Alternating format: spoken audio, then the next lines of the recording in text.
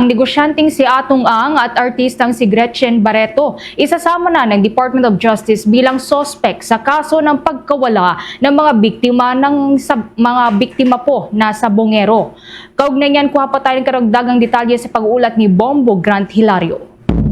Kinumpirma ng Department of Justice na kanilang isasama na ngayon ang dalawang kanilang personalidad sa investigasyon hinggil sa pagkawala ng mga biktimang sabongero, kung saan ituturing na ng kagawaran ang negosyante at gaming industry tycoon na si Charlie Atong Ang at artistang si Gretchen Barreto bilang mga sospek sa kaso.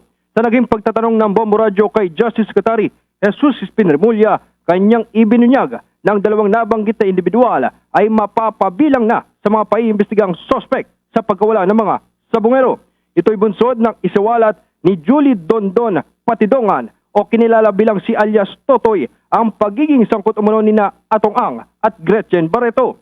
Ngunit paglilinaw naman ni Justice Secretary Remulla na ang pag-iimbestiga ng kagawaran ay isang proseso at patuloy pa ang kanilang validation hinggil sa mga revelasyon.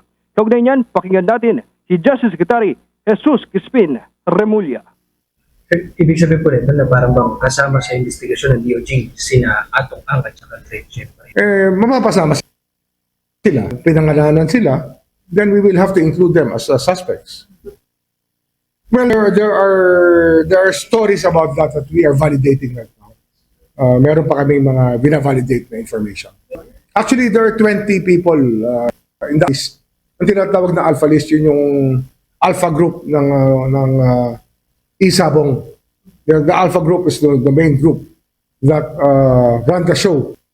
Ngunit sa kabila nito, ang negosyanteng si Charlie Atong Ang naman ay mariing pinabulaanan ang naturang aligasyon.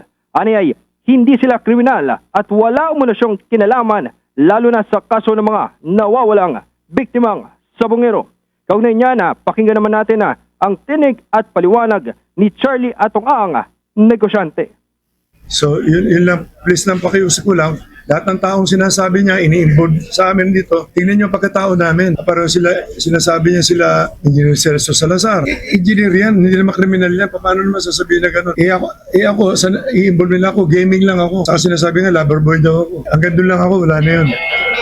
Samantala, dahil sa pagtatanggi ni Atong Ang sa mga akusasyong ibinabato sa kanya ni alias Totoy, siniguro naman ni Justice Secretary Remulla na magpapatuloy pa rin ang investigasyon. Kanyang tiniyak na hindi mo maapektuhan ang kanilang pag-iimbestiga sa mga salaysay o mga binibitawang pahayag ng dalawang kampo hinggil sa kaso. Narito naman ating balikan ang tinig ni Secretary Jesus Crispin Remulla ng Department of Justice. It will not affect us anymore. Wala na kaming ano dyan.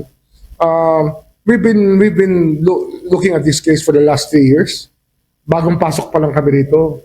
Inaasikaso na namin to, inaatupag na namin. At maraming hindi naniniwala noon, no? Na may mangyayari dito. Kasi nga, very powerful yung mga tao sa likod. Pero we never lost the faith. Kasi nga, sinasabi ko naman lagi. Live mula dito sa Department of Justice, lungsod ng Maynila, ako si Bombo Grant Hilario, nag-uulat para sa the #1 and most trusted radio network in the country, Bombo Radio Philippines. Basta Radio, Bombo!